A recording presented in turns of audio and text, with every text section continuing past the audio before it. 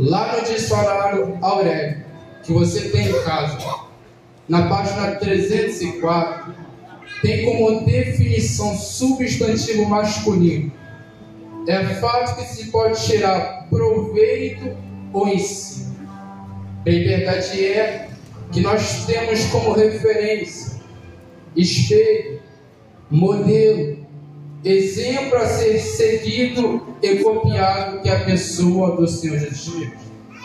Todos nós aqui temos alguém como referência, alguém como espelho, alguém como modelo, na qual a gente extrai, tira algum jeito da pessoa. Por exemplo, alguém que mexe com a área da beleza, com toda certeza teve um profissional que foi o seu exemplo. Por exemplo, alguém que sonha em um dia se tornar pastor, com toda certeza tem como referência o seu líder espiritual. Alguém aqui que almeja ser um grande pregador da palavra, ou pregadora da palavra, tem como exemplo, tem como modelo algum pregador ou alguma pregadora. E o nosso maior exemplo, o nosso maior modelo a ser seguido e copiado, sem sombra de dúvidas, é a pessoa do Senhor Jesus Cristo. E quando nós estudamos o Evangelho escrito por Mateus, Marcos, Lucas e João, que é a biografia da história do Cristo, nós tiramos inúmeras lições para nós colocarmos em prática na nossa vida, e no consequente temos uma vida semelhante ou parecida com a de Cristo. Então repita após mim. Primeiro tópico. Bota peso nisso aí por gentileza e fala. Primeiro tópico. Jesus, um exemplo de alguém que jejuava. Olha para cá. Quando a gente estuda a Bíblia, a gente encontra pelo menos 3 formas de jejum. Por exemplo, o jejum normal, que é aquele que a gente abre mão de todos os alimentos, sendo eles sólidos ou líquidos, mas não de água. O segundo jejum que a gente encontra na Bíblia é o jejum absoluto, que é aquele que a gente não come e nem bebe. E o terceiro jejum que a gente encontra na Bíblia é o jejum parcial, na qual a gente se restringe de algum tipo de alimento, conforme o profeta também. Quando a gente estuda a Bíblia, a gente encontra a pessoa do Cristo mencionando a respeito do jejum. Por exemplo, Evangelho escrito por Mateus, no capítulo de número 9, versículo 14 ao 17. Os discípulos de João, é o seguinte: vem cá, pode porventura os convidados do noivo ficarem tristes enquanto estão presentes com eles? Dias virão em que o noivo será tirado, e naquele dia jejuarão. Cristo aqui estava apontando para esse tempo presente, na qual nós vivenciamos o dia de hoje. Jesus está no céu, Jesus está na eternidade, e o tempo presente para nós jejuarmos é o dia de hoje. Mas para que jejuarmos, presbítero Alain? Molezinha, simples, é para nós atrairmos a presença do Mestre. Então o que Jesus está nos ensinando? Que quando ele fosse tomado, seria o momento de nós jejuar. Só que ele vai usar 2 analogias. Quantas analogias? Quantas analogias? Vai dizer o seguinte: vem cá. Pode porventura pegar um pedaço de pano novo e emendar, costurar num pano velho? De maneira nenhuma. Pois a partir desta emenda, e de colocar o pano novo e emendar com o pano velho, certamente vai se obter um grande buraco, uma grande ruptura. O que nós precisamos entender aqui é que este pano novo tipifica a pessoa do Senhor Jesus Cristo, e este pano velho são as tradições na qual os fariseus e escribas seguiam da época.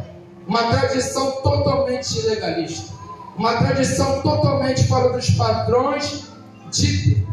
Então, o que Jesus está simplificando para eles? Não é possível eu me introduzir diante de práticas que não glorificam ao meu nome.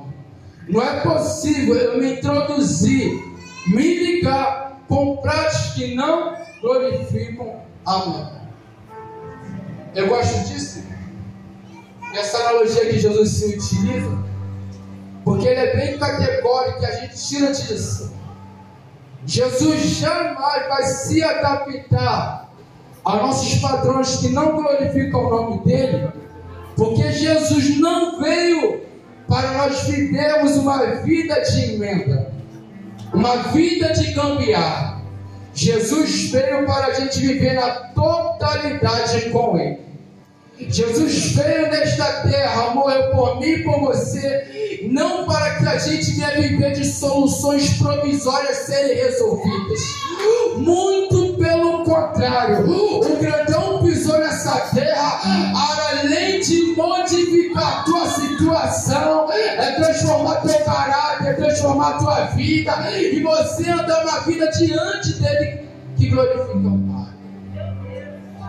Então repita após mim, assim, não é possível eu vivenciar o novo de Deus se eu não abrir mão das velhas práticas, dos velhos costumes, das velhas palavras. O que o Eterno está dizendo aqui nessa noite? Que o novo já está disponível, mas só vai vivenciar quem abandonar as velhas práticas. Aleluia!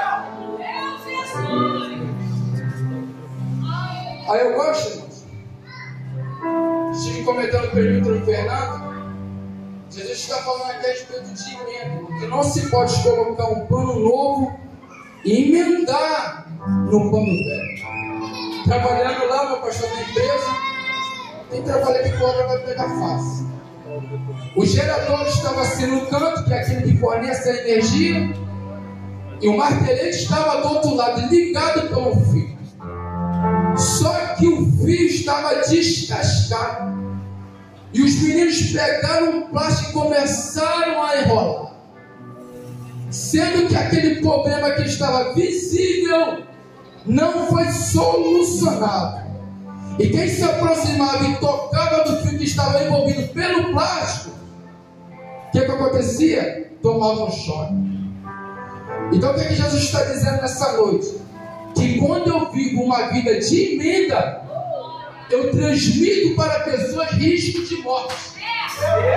Quando eu vivo uma vida de buraco e não de ligação com o céu, vidas correm risco de morrer. Mas levanta a tua mão por gentileza, porque depois que eles tiraram o plástico, pegaram a fita isolante e envolveram, quem corria risco de morte já não corria mais. Levanta Jesus na noite desse dia que hoje é diferente.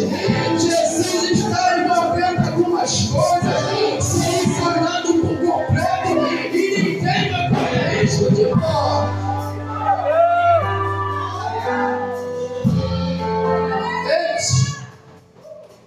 Vou entregar, Jesus. Aquela porta lá do teu quarto, tu já até fez uma emenda. Só que quando teus filhos passam, devido a eles já dar o empurrão, estão correndo risco de morte. Não viva de gambiarra, não. Viva de solução em Cristo Jesus. Eu vou entregar sim. Sabe toda aquela eletricidade, aquela fiação, que você pega o plástico em vez de pico, colocar fita isolante, resolva com a fita, irmão. Não permita quem está no teu ambiente, na tua casa, correr risco de morte. Porque Jesus não te chamou para viver de meta. Jesus te chamou para viver a totalidade dele.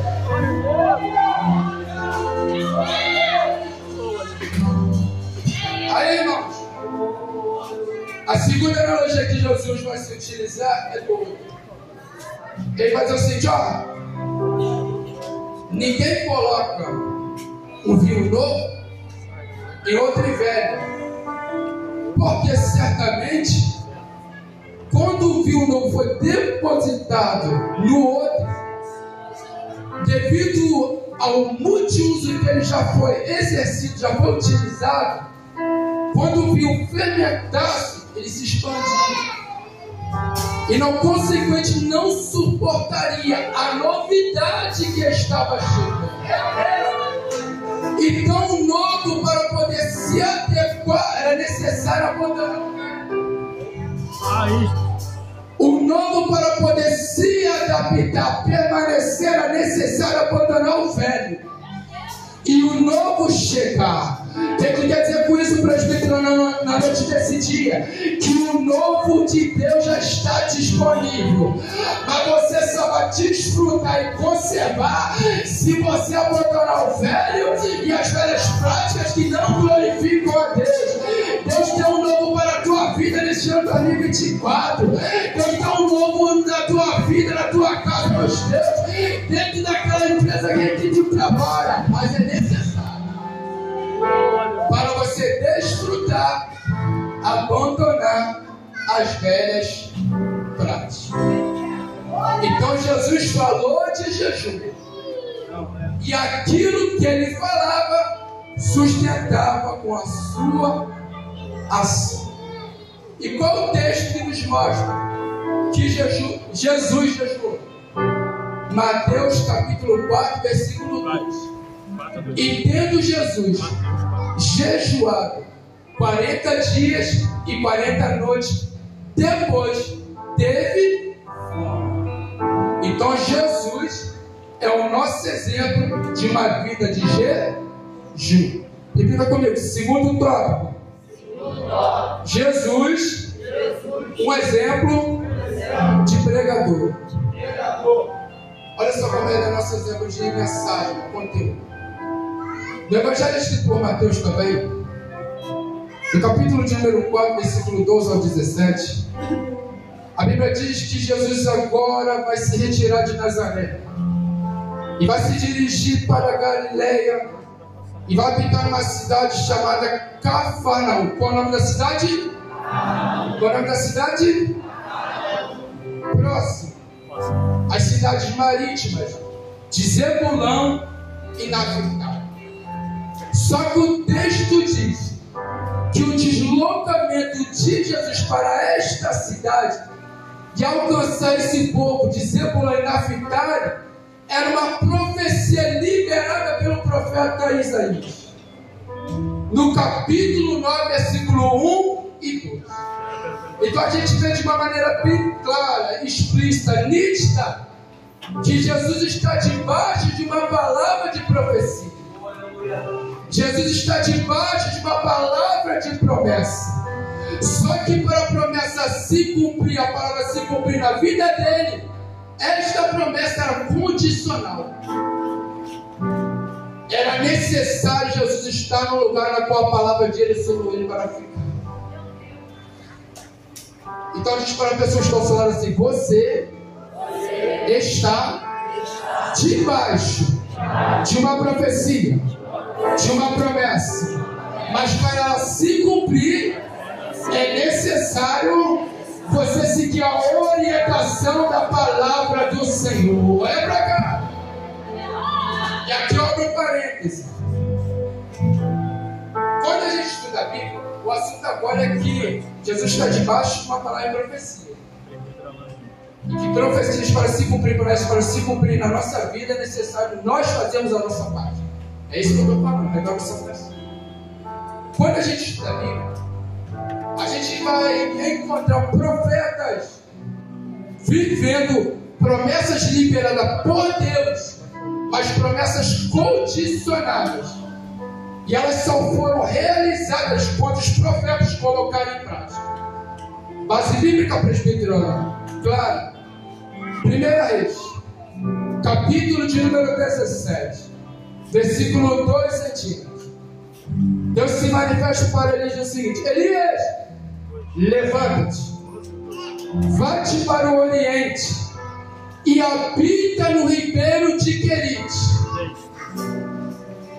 Aí olha a promessa do grandão: eis que eu já ordenei aos corvos Deus que ali te sustente. Então o profeta Elias está debaixo de uma profecia, de uma promessa. Mas ele só viveu a provisão de Deus, o pão e a carne, trazido pelo povo quando ele habitou no Querite. Então existem algumas promessas para serem estabelecidas na minha vida, se eu seguir a orientação do grandão e habitar no lugar pelo qual eu mandei eu ficar. Levanta a tua mão por gentileza. Eu profetizo neste ano, irmãos, que tudo vai vivenciar o melhor da parte de Deus. Vai seguir a direção, vai seguir o norte, o rumo, a diretriz na qual Ele estabeleceu para você. E no local pelo qual Ele mandou te habitar, é ali que tu vai vivenciar o mar. Pera sobre a tua vida. Cadê quem toma posse? Cadê quem quer cumprir essa palavra? Cadê quem pode levantar as duas mãos e liberar o glória para adorar?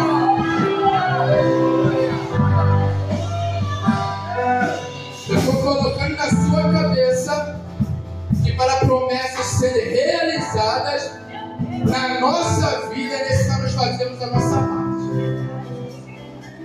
Segura aí, profeta. O profeta Jeremias viveu isso também. Aonde Pedro entrou lá? No capítulo 18.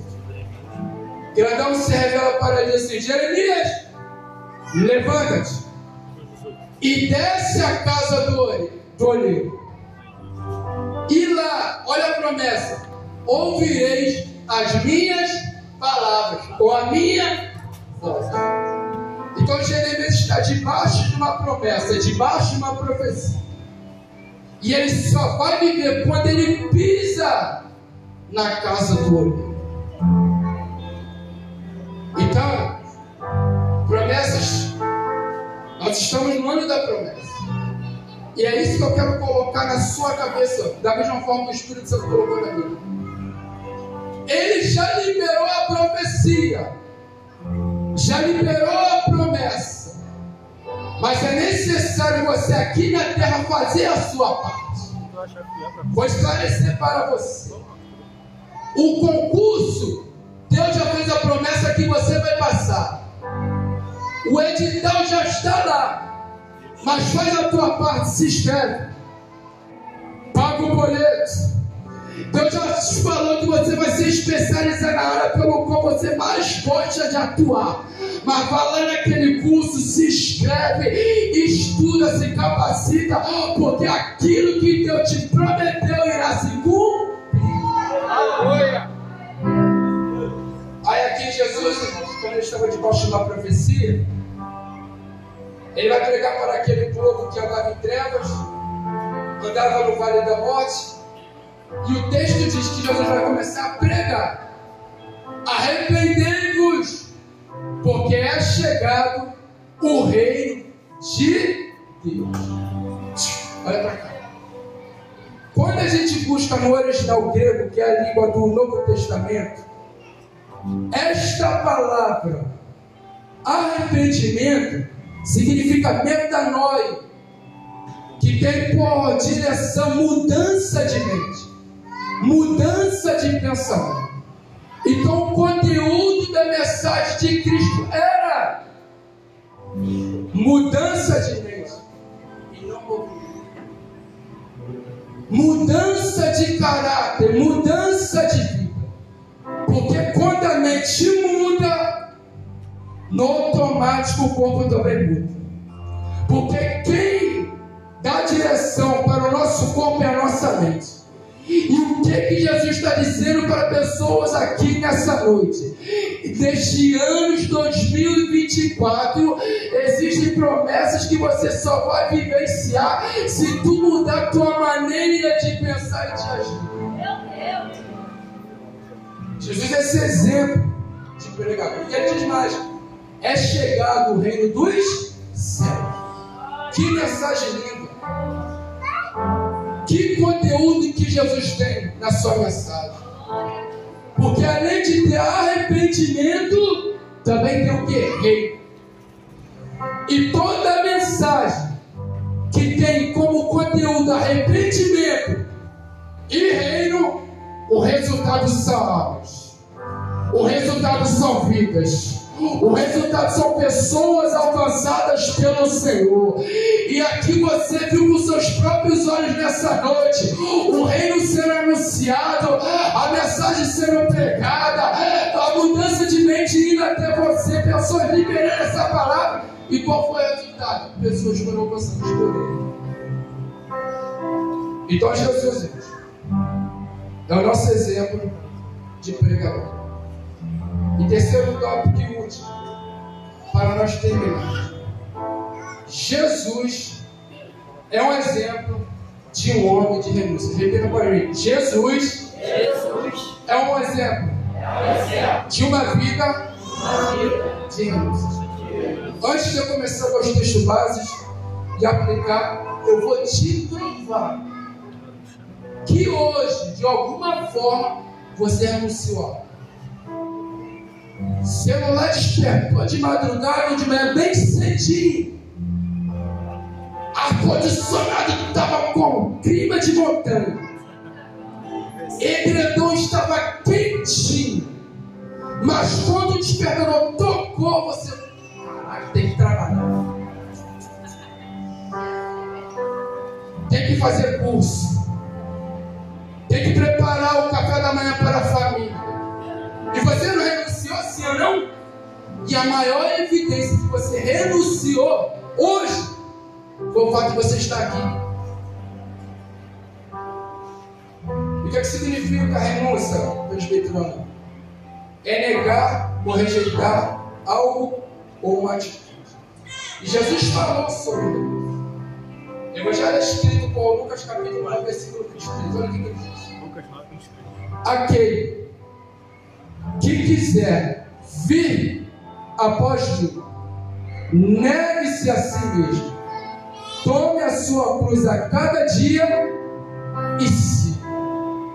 Jesus nos falou sobre isso, mas não somente falou, como vivenciou uma vida de renúncia. Evangelho escrito por Lucas, no capítulo de número 22, versículo 39 a 42. Jesus está no Monte das Oliveiras, no jardim de Getsêmani, e ali ele vai passar um período árduo, difícil, um período na qual a sua alma está sangrando, e ele vai dizer para Deus assim: Pai, se possível for, afasta de mim este cálice. O cálice na qual ele deveria padecer para poder salvar a minha e a sua alma. Mas ele diz: todavia não seja feita a minha vontade, mas sim a sua. Jesus renunciou para viver algo da parte de Deus. Só que eu gosto, no versículo de número 43, que vai aparecer do céu um anjo que vai confortar o eterno no momento mais difícil que ele está vivenciando. E levanta a tua mão por gentileza na noite desse dia. Eu estou pregando aqui para pessoas que estão vivenciando o seu Getsêmani para viverem o propósito de Deus. Só que o céu está mandando dizer: sustenta, segura, você aguenta, você vai até o fim. E para poder te ajudar durante esse período, existe algo da minha partida até você. Então pega na mão dessa pessoa por gentileza, pega na mão dele aí, pega na mão dela, dá uma sacudida e fala assim: enquanto tu sangra para viver o propósito de Deus, o socorro do céu desce até você para poder te ajudar.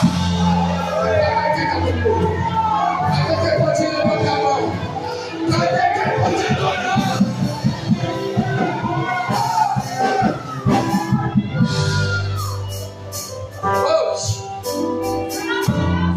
Jesus está vivenciando esse momento difícil de diálogo com o Pai sozinho, porque os seus discípulos estão dormindo.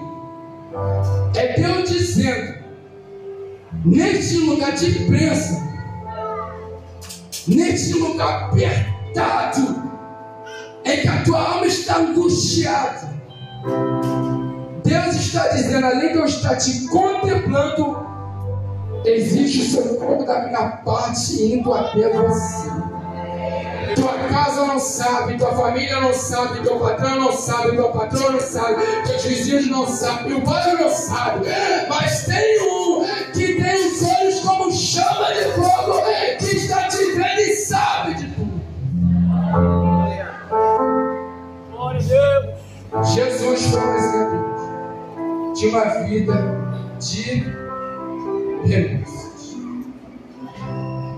Paulo vai escrever, já abre o link, em Filipenses, capítulo de número 2, versículo de número 5, até o versículo de número 11.